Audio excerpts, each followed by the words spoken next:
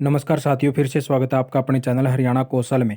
जी हाँ साथियों, कच्चे कर्मचारियों की कुछ ताज़ा इन्फॉर्मेशन ले आए हैं आपके लिए, जो कई जगह से आई हैं। तो ये देख लीजिए, पहली इन्फॉर्मेशन आई है कौशल रोजगार निगम के पोर्टल पर नाम दर्ज न करने को लेकर। तो ये देख लीजिए, ये कह रहे हैं भाई 3 बूस्टर पर इन्होंने ताला जड़ दिया है और पिछले 8 साल से मोटर ऑपरेटर का कार्य कर रहे हैं, लेकिन अभी तक इनका जो है कौशल रोजगार निगम के पोर्टल पर नाम ना अपडेट नहीं किया गया है। तो ये कह रहे हैं भाई, इन्होंने स्वास्थ्य विभाग को पेयजल बूस्टर लगाने के लिए जमीन भी दान दे रखी है और वह यह बूस्टर पर मोटर चलाने का काम भी पिछले यानी कि 8 साल से कर रहे हैं, मगर विभाग द्वारा उनका नाम कौशल रोजगार निगम में पंजीकृत नहीं किया गया है। और उन्होंने जन स्वास्थ्य विभाग को चेतावनी दे दी है कि तब तक उनका कौशल रोजगार निगम में पंजीकृत नहीं होगा तो ये बूस्टर का ताला नहीं खोलेंगे। और इस विषय में जब जन स्वास्थ्य विभाग के अधिकारियों से भी बात की गई तो उनका साफ कहना है कि जब तक ऊपर से आदेश हमारे पास नहीं आएंगे तो तब तक इनका यानी कि कौशल रोजगार निगम का कार्य चल रहा है। और अधिकारी की पूरी जानकारी यानी कि अधिकारी जब तक हमें पूरी जानकारी नहीं देते, आदेश नहीं आते, तो तब तक इनका नाम कौशल रोजगार निगम में नहीं डाला जाएगा। तो अधिकारियों ने भी साफ साफ आदेश दे दिए हैं और इन्होंने भी अपना भाई ताला ना खोलने का आदेश दे दिए हैं कि जब तक हमारा नाम कौशल रोजगार निगम में नहीं आएगा तो तब तक हम ये ताला नहीं खोलेंगे। और ये देख लीजिए, आगे खबर आ चुकी है भाई, जो सीवरमैन है तो इनको भी 31 अगस्त तक आश्वासन दिया गया था एक्शन साहब की तरफ से, लेकिन अभी तक भी इनका डाटा एचकेआरएन के पोर्टल पर नहीं डाला गया है। तो ये देख लीजिए, इन्होंने बकायदा बता दिया है भाई, ठेकेदार का टेंडर अगस्त में ही खत्म कर दिया था और पब्लिक हेल्थ के एक्शन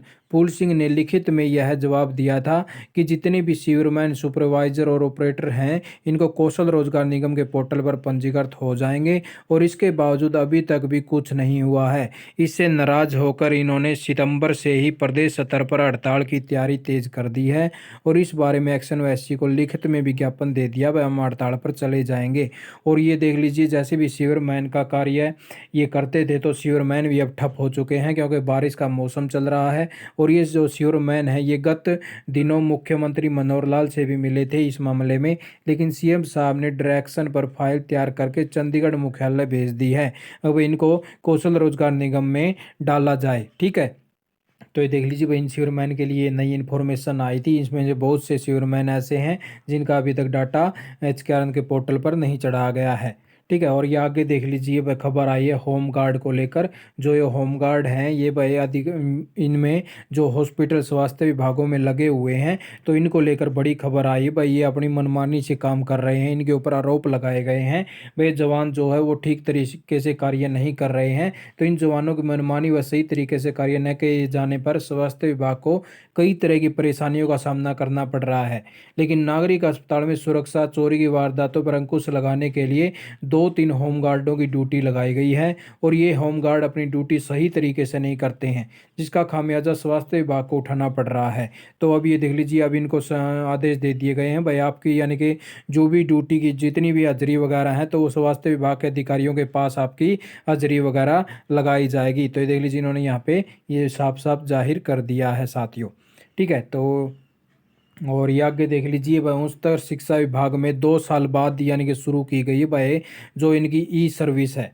इस पोर्टल पर आपको यानी कि मंजूर होगी वह प्राध्यापकों की लीव, यानी कि जो भी अध्यापक वगैरह लगे हैं कॉलेजों के अंदर, तो अब इनके लिए ई सर्विस का जो पोर्टल है वो ओपन कर दिया गया है। तो इनका जो भी डाटा है वो चढ़ाने के आदेश दे दिए हैं भाई कॉलेजों में, बस जितने भी। इसके अलावा विभाग की ओर से सभी कॉलेजों के प्रिंसिपलों को आदेश दे दिए हैं कि यहाँ का स्टाफ का डाटा MIS पोर्टल पर अपडेट कराया जाए, जिससे विभाग के पास सही डाटा उपलब्ध हो सके और स्टाफ के सभी कार्य भविष्य में अब ऑनलाइन किए जाएंगे। अब इनको जितनी भी छुट्टी वगैरह ये देख लीजिए, ये सुविधाएं दी गई हैं इनको ऑनलाइन भाई, जो चाइल्ड केयर लीव है, मातृत्व अवकाश लीव है, ठीक है, और एसोसिएट प्रोफेसर इनके साथ एक्स्ट्रा ऑर्डिनरी लीव है या एक्स्ट्रा जो भी है वह इनका NOC प्रॉपर्टी खरीद जो भी लेना होगा तो सब काम इनके अब ऑनलाइन कर दिए गए हैं। अब इनको दफ्तरों के चक्कर नहीं काटने पड़ेंगे। ठीक है, तो पहले क्या होता था भाई, इनका ऑनलाइन सिस्टम ना होने के कारण इनको सभी को अपने दफ्तरों के चक्कर वगैरह लगाने पड़ते थे। ये देख लीजिए, यहाँ पे साफ साफ इन्होंने जाहिर कर दिया है। तो इन्हें प्रॉपर्टी से लेकर पासबुक तक विदेश यात्रा के लिए अब कार्यालयों के चक्कर नहीं लगाने होंगे। और कोरोना काल के दौरान 2020 में उत्तर शिक्षा विभाग ने ई सर्विस को बंद कर दिया था, लेकिन अब दोबारा से फिर इसको चालू कर दिया गया है। तो अब इन साथियों के लिए भी अच्छी खबर ये आ चुकी है। और ये आगे देख लीजिए, रोडवेज के कर्मचारियों ने अपनी मांगों को लेकर उप मुख्यमंत्री साहब को अपना ज्ञापन सौंपा है।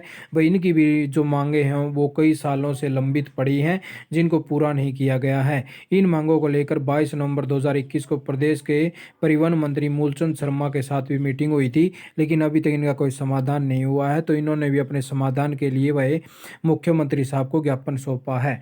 और ये आगे देख लीजिए, वह आंगनबाड़ी वर्कर की आई है। तो इन्होंने भी, वह जो वर्कर्स यूनियन ने चेतावनी दे दी, वह 7 अक्टूबर को पंचकूला में पहुंचकर विभाग के निदेशक के कार्यालय का घेराव करेंगे और कार्यकर्ता शामिल होंगे भाई इसके अंदर। ठीक है, तो इन्होंने कहा है जो सोंगड़ा आंगनबाड़ी वर्कर हैं तो इनको बहाल किया जाए। और जबकि विभाग की मंत्री कमलेश ढंडा ने 10 सितंबर को यूनियन प्रतिनिधि के साथ हुई वार्ता में कह दिया था वह 10 दिन में सभी वर्कर व हेल्पर की बहाली कर दी जाएगी। ठीक है साथियों, और ये आगे देख लीजिए, वह यही वैसे आपके लिए इन्फॉर्मेशन लेके आए थे जो कच्चे कर्मचारियों की ताज़ा इन्फॉर्मेशन थी। और अगर आप भी ऐसी इन्फॉर्मेशन और पाना चाहते हैं तो चैनल को सब्सक्राइब और बेल आइकन जरूर दबा लीजिएगा, जिससे आने वाली हर जानकारी आपको तुरंत मिल सके साथियों। तो आपने वीडियो देखी, आपका बहुत बहुत धन्यवाद। आपका दिन शुभ हो।